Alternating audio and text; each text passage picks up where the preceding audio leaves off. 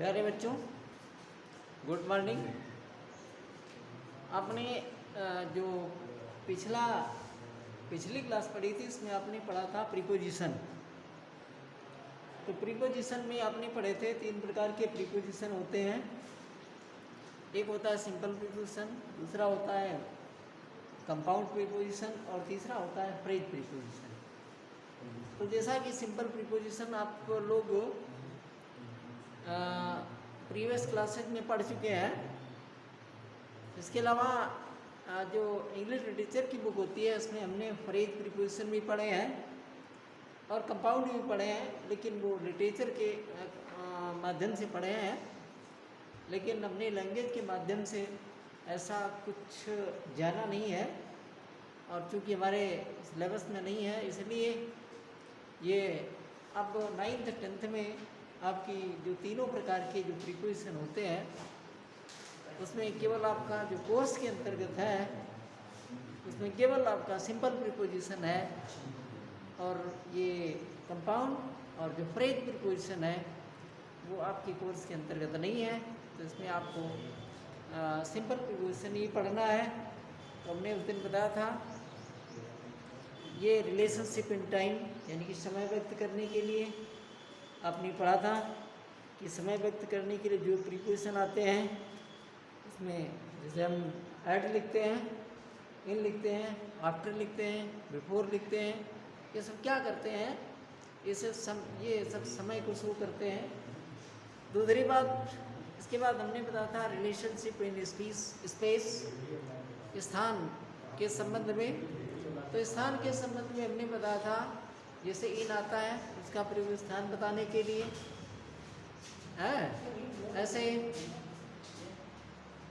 Behind लिखते हैं, स्थान शो करता है, ठीक है। ऐड का प्रयोग स्थान के रूप में होता है, ऑन का प्रयोग स्थान के रूप में होता है, यानी स्थान भी व्यक्त करता है। तो ये इस प्रकार के जो प्रीपोजिशंस होते हैं वो। इसके बाद आता है अगला relation showing agency or instrumentally. Relation showing agency or instrumentally यानी कि माध्यम व्यक्त करने के लिए जिस प्रीपोजिशन का प्रयोग होता है उसको हम कहते हैं एजेंशंस।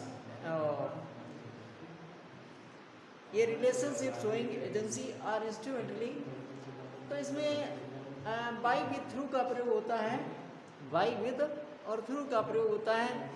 बाई के द्वारा बाई व्यक्ति के लिए आता है, जबकि विद का प्रयोग वस्तु के लिए आता है, ठीक है।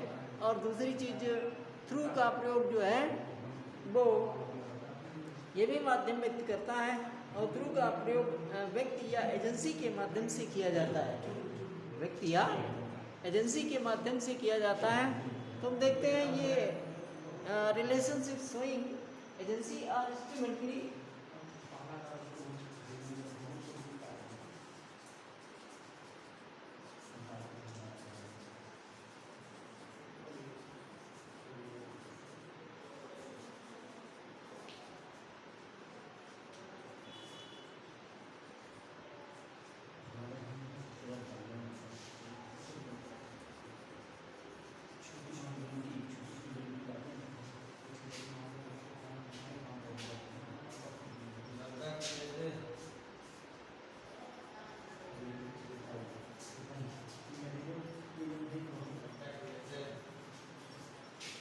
इसमें आपने देखा इसमें जो एजेंसी शोइंग इंस्ट्रूमेंटली और एजेंसी, इसमें हमने बताया बाई का प्रयोग व्यक्ति के लिए होता है। जैसे आप प्रीपोजिशन क्या वो पैसिवाइज बनाते हैं, तो पैसिवाइज में आप वो बाई का प्रयोग किसी व्यक्ति के लिए करते हैं। जैसे यहाँ पे लिख देते हैं दिस चैप्टर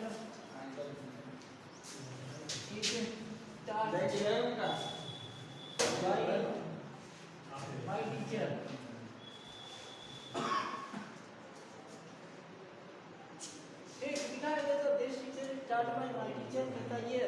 ये अध्याय मेरे अध्यापक के द्वारा पढ़ाया जाता है। तो उसमें आप क्या लिखेंगे, क्योंकि ये टीचर हमारा पर्सन है, व्यक्ति है, तो व्यक्ति के लिए क्या करते हैं, इसके लिए बाई का प्रयोग करते हैं।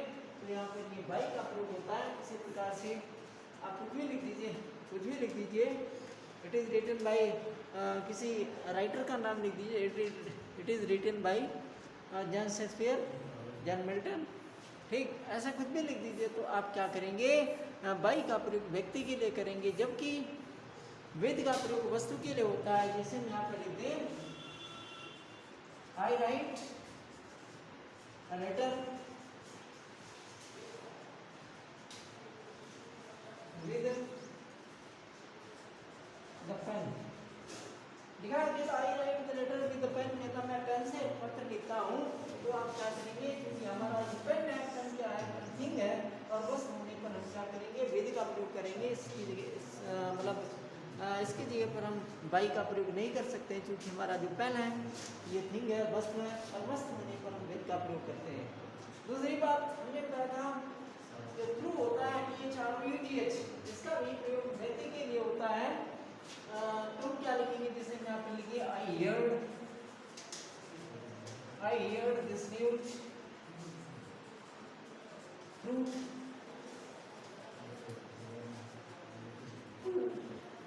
my friend।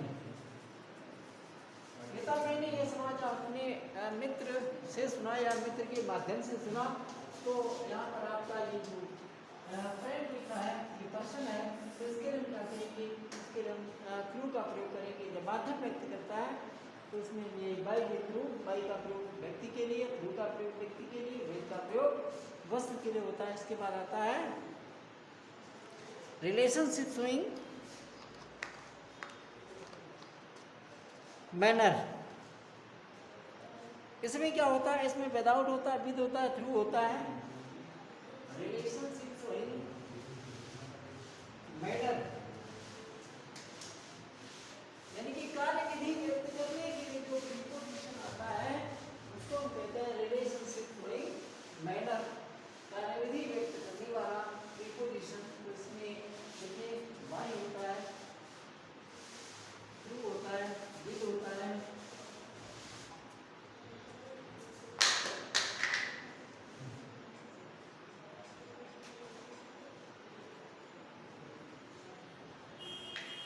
तो इसमें कार्य विधि व्यक्त करने के लिए कार्य का प्रयोग होता है। कार्य विधि व्यक्त करने के लिए आपका रिलेशनशिप शोइंग मैनर के अंतर्गत ये कौन से आते हैं, विदाउट आता है, विद आता है, थ्रू आता है। ये कार्य विधि व्यक्त करने के लिए आते हैं। जैसे हम क्या है, I can do it, WITHUT, without my effort. कहता मैं बिना किसी प्रयास के, यानी कि बिना, कहता अपने प्रयास के यह कर सकता हूँ। तो इसमें जो विदाउट आया, ये कार्य करने की जो विधि है, ठीक है, उसको शो करता है। तो इसमें इसके बाद जो विद आता है,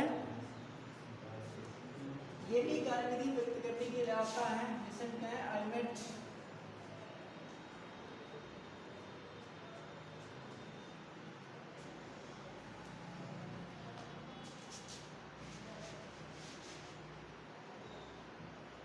I faced the challenge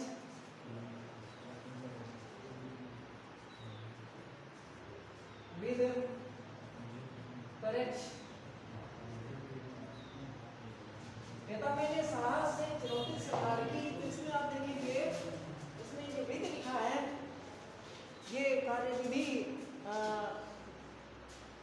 यानी कार्य करने की जो विधि होती है या कार्य करने का जो मैनर होता है उसको शो करता है। तो इसमें आप ये देखेंगे, ये कार्य विधि व्यक्त करने के लिए हम काय का प्रयोग करते हैं, विद का प्रयोग करते हैं। दूसरी बात आती है बाई, विद, थ्रू।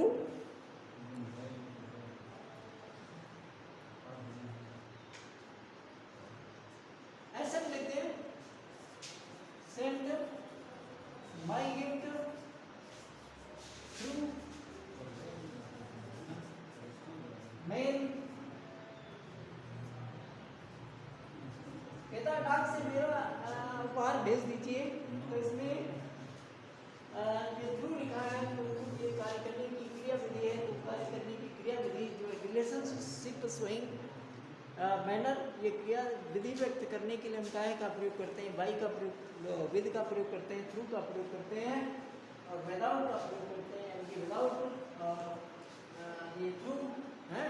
वेद का प्रयोग रिलेशनशिप शोइंग ये मैनर होता है। इसके बाद आता है रिलेशनशिप शोइंग कॉज और पर्पज, कारण या उद्देश्य व्यक्त करने के लिए। इसके लिए आप लोग इसका जो पढ़ेंगे वो कल पढ़ेंगे। Thank you.